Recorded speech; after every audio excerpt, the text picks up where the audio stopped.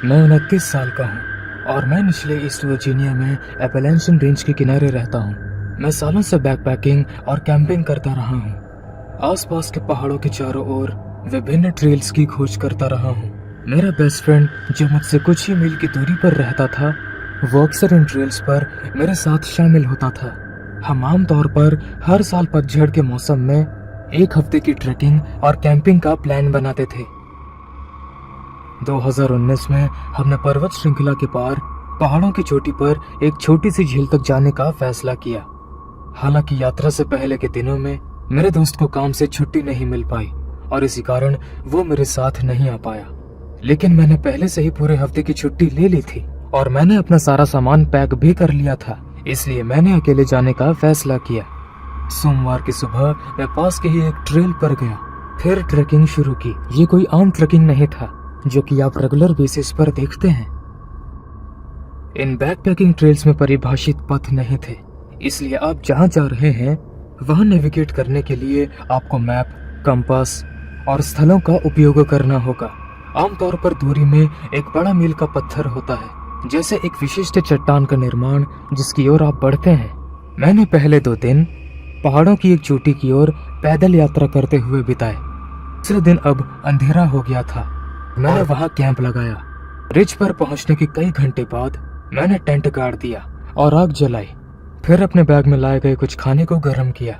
सूरज पहले ही डूब चुका था और लगभग 8 बज रहे थे जब मैं आराम करने और पढ़ने के लिए अपने टेंट में गया। मैंने सोने से पहले इस आग को बुझाने की कोशिश की, लेकिन मैंने इसे चालू छोड़ दिया।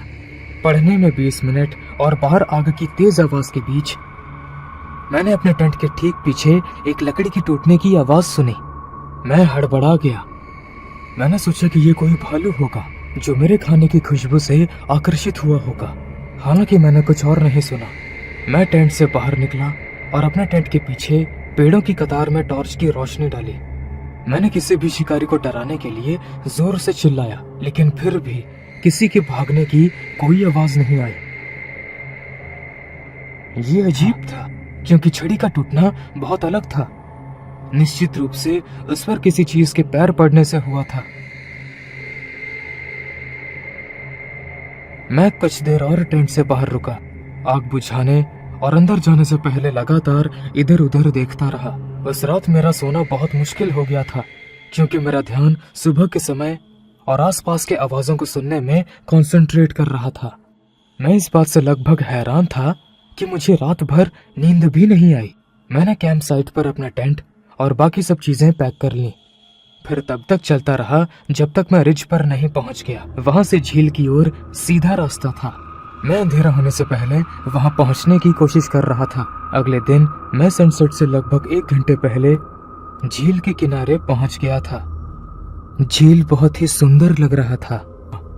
मैं इसके चारों ओर घूमा और सीन को एंजॉय किया। फिर मैंने अपना टेंट झील के किनारे एक पेड़ के पास लगाया। जैसे ही मैं आग के पास बैठा, मैं इधर उधर देखता रहा। मुझे अपने पीछे पेड़ों के बीच कहीं हल्की हल्की आवाजें सुनाई दी। मुझे लगा कि मैं बस पागल हो रहा था। ये बिल्कुल किसी के कदमों की आवाज लग रही थी, लेकिन मुझे पता था कि यहाँ कोई नहीं हो सकता। उस वक्त इतना अंधेरा था कि बिना टॉर्च और आग के कुछ भी देखना असंभव था। 1 घंटे बाद मैं अपने टेंट में वापस लौट आया और लेट गया। हर कुछ मिनटों में मुझे फिर से कदमों की आहट सुनाई दी। हालांकि वे इतने शांत थे कि मैं निश्चित रूप से ये नहीं बता सकता कि वे क्या थे। आखिरकार मैं इतना थक गया था कि मैं सो गया। फिर मुझे लगता है कि सोने से 1 घंटे बाद ही मैंने किसी को मेरे टेंट से दूर भागते हुए सुना और मैं जाग गया। मैं झटके से उठा और टेंट से बाहर भाग गया। मैंने अपनी टॉर्च पकड़ ली और कदमों की दिशा में देखा। मैंने वहां किसी को भागते हुए देखा। मेरा दिल तेजी से धड़क रहा था। जब मैंने नीचे देखा तो वहां टेंट के चारों ओर पैरों के निशान थे, जैसे कि वे मेरे चारों ओर घूम रहे थे और मेरे आसपास कुछ चीज ढूंढ रहे थे। मैंने जितने जल्दी हो सके कैंप फायर को फिर से शुरू किया ताकि मैं आसपास के नजारे को अच्छे से देख सकूं। मैं बहुत डर गया था। मेरे पास जाने के लिए कोई जगह नहीं थी और मेरी मदद करने वाला कोई नहीं था। मैं पूरी रात आग के पास बैठा रहा, लेकिन मैंने फिर कभी ना ही कुछ देखा ना ही कुछ सुना। अगली सुबह मैंने झील की कुछ फोटोज ली और मैं वहां से निकल गया।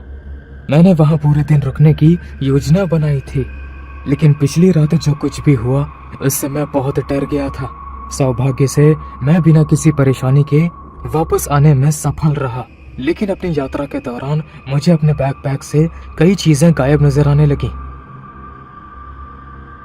जैसे छोटे मोटे खाने का सामान, कुछ टूल्स और बहुत कुछ। लेकिन आज भी मेरा बैग मेरे साथ रहता है। मुझे आश्चर्य है कि जो कोई उस रात मेरे टेंट के बाहर था वो असल में अंदर घुस गया था, और जब मैं सो रहा था तो उसने मेरे बैग से कुछ चीजें चुरा ली। इसके बारे में सोचने से भी मेरी रूह कांप उठती है।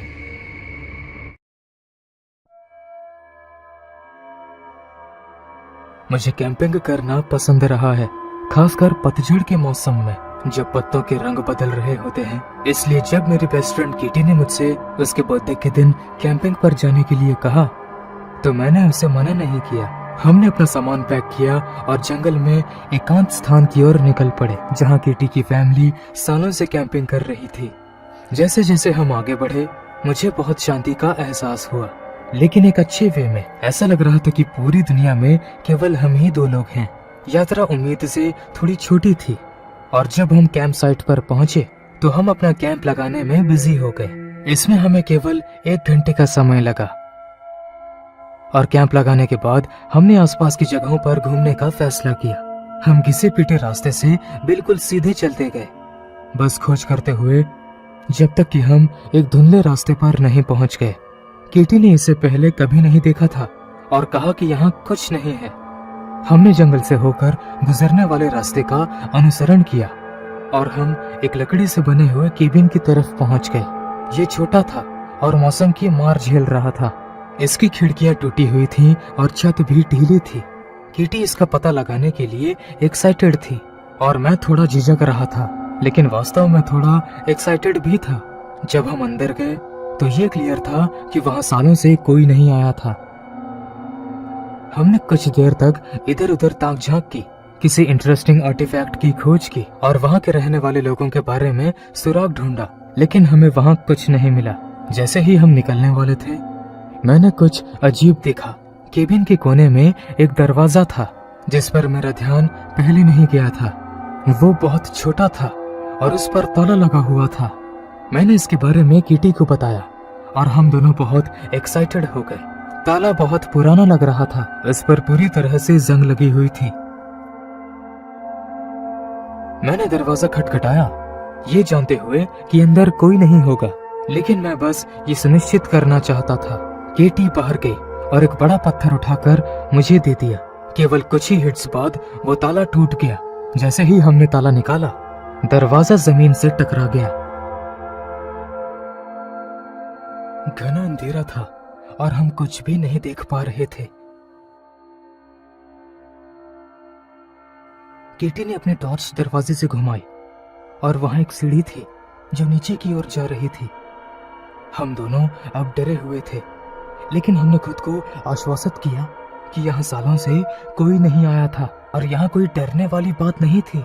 मैं खड़ी सीढ़ी से नीचे की ओर जाने लगा। ये बहुत लंबा नहीं था, केवल 8 से 10 कदम पहले ही ये एक कमरे में खुल गया और हमने जो वहां देखा उसे देखकर हमारे पैरों तले जमीन खिसक गई। जमीन पर कई छोटे छोटे गद्दे थे, साथ ही कुछ फर्नीचर थे। हालांकि वे बहुत आधुनिक दिखते थे, जैसे कि गद्दे 5 साल से ज्यादा पुराने नहीं लग रहे थे। इसके बारे में कुछ बात ने मुझे भयभीत कर दिया और हम दोनों ऊपर की ओर भागे। हमने दरवाजा फिर से धक्का देकर बंद कर दिया और वहीं खड़े रहे। इस बात से सहमे हुए थे कि हमने क्या देखा। हमने इस बात पर बहस की कि ये कोई क्राइम वाली जगह थी, क्योंकि ये बहुत अजीब लग रहा था। जब मैं बात कर रहा था तो कीटी ने मुझे अचानक से चुप कर दिया। दूर से कदमों की आवाज केबिन की ओर आ रही थी। वे उसके पास तक आए, लेकिन अजीब बात है कि वे बिना रुके उसके ठीक सामने से चले गए। मैं कीटी के चेहरे पर डर देख सकता था। जैसे ही वे दूर हो गए, हम वापस अपने कैंप साइट की ओर आगे बढ़े। हमने पुलिस को फोन किया, कहीं ऐसा ना हो कि हमें कुछ करना पड़े। फैक्ट यह है कि वो व्यक्ति बिना रुके चलता रहा। इसका मतलब था कि वो केबिन से परिचित था। हमें नहीं पता था कि ये किसी बुरे घटने के कारण था या नहीं, इसलिए हमने पुलिस को निर्णय लेने का डिसीजन लिया। उन्होंने केबिन और आसपास के क्षेत्रों की तलाशी ली, लेकिन उन्हें वहां ऐसा कुछ नहीं मिला जिसके बारे में वे कुछ कह सके। ये वास्तव में अजीब था, और यहाँ तक कि ऐसा लग रहा था कि इसमें कुछ बुरा होना चाहिए, लेकिन ऐसा कुछ भी नहीं था जो इसे उचित ठहरा सके। ये कुछ समय के लिए हमारे शहर में एक बड़ी बात बन गई, जिससे समुदाय हर संभावना और सिद्धांत के बारे में बातें करने लगा कि केबिन का उपयोग किसके लिए किया गया था। शहर ने केबिन को भी तोड़ दिया था क्योंकि वे नहीं चाहते थे कि लोग इसमें जाएं। इसका अभी भी कभी पता नहीं चल पाया है, और शायद कभी पता भी नहीं चलेगा। लेकिन मेरे अंदर कुछ तो है जो जानता है कि वहां कुछ भयानक था।